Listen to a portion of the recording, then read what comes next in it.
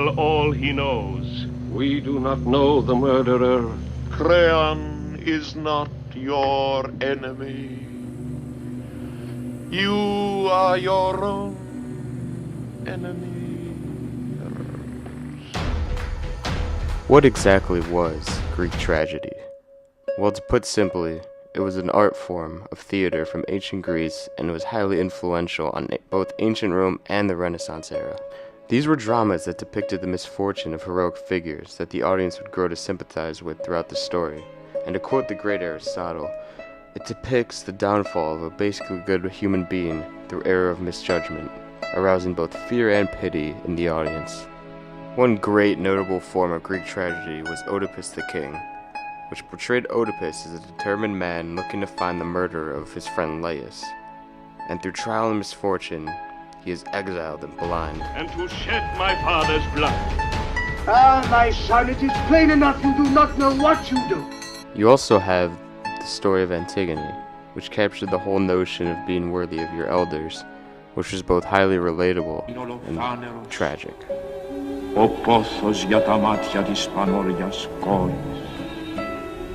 These tragic dramas not only became an iconic art form in theater, but when film came about, elements of Greek tragedy were seen all over.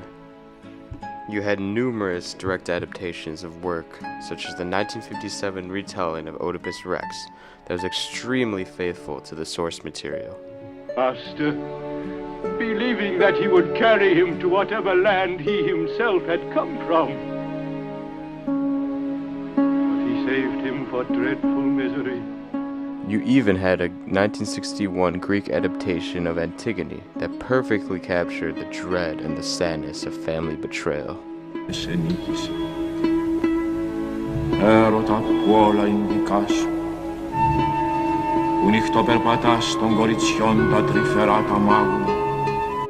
While these direct adaptations are certainly notable and highly influential for filmmakers everywhere, it's the more subtle influences that truly transcends what Greek tragedy is, most notably in The Godfather Part 2. Francis Ford Coppola's Godfather films are some of the most celebrated works of cinema, frankly ever. Now why is that? In my opinion, it's because Coppola borrows so heavily from Greek tragedy elements, especially in the second film.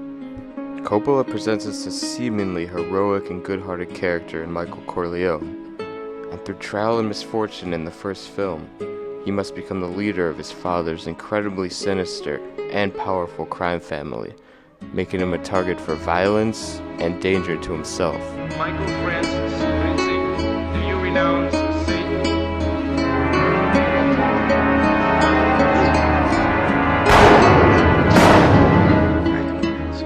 By the time the second film comes around, Michael has taken full ownership of this villainous persona. The law is closing in on him. He begins to betray everyone closest to him, even his own brother. His wife even aborts their unborn child out of fear of him. A once good-hearted man neglects everyone around him and is left completely alone by the end of this film.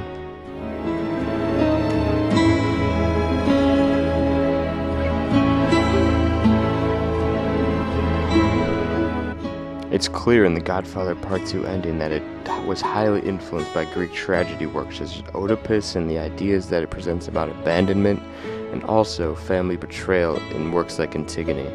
And what this film did was capture these themes in the template of a gangster film, changing how we relate to tragedy. And it certainly doesn't stop with the Godfather films.